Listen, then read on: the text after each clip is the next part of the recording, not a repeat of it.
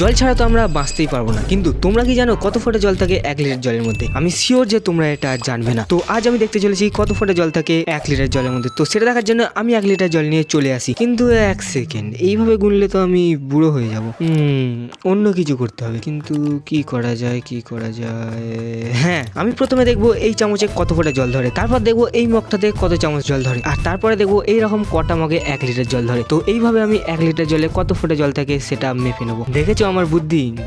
YouTube থেকে পেয়েছি।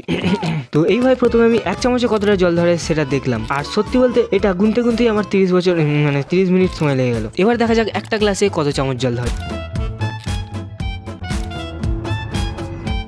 তো চলে এবার দেখা যাক কটা গ্লাসে 1 লিটার জল ধরে। তো তার মানে যেটা হলো 1 চামচে 70 ফোঁটা, 1 মগে 100 চামচ, 3টে আর হাফ মগে 1 লিটার জল ধরছে। তো তার মানে টোটাল 4 দুগুণে 6, 5 দুগুণে 8, ক্যালকুলেটারটা কিসের জন্য আছে? তো 1 লিটার জলে কত ফোঁটা জল থাকে সেটা দেখার আগে ভিডিওটাকে লাইক করে চ্যানেলটাকে সাবস্ক্রাইব করে নাও। তো উত্তরটা হলো 24,500।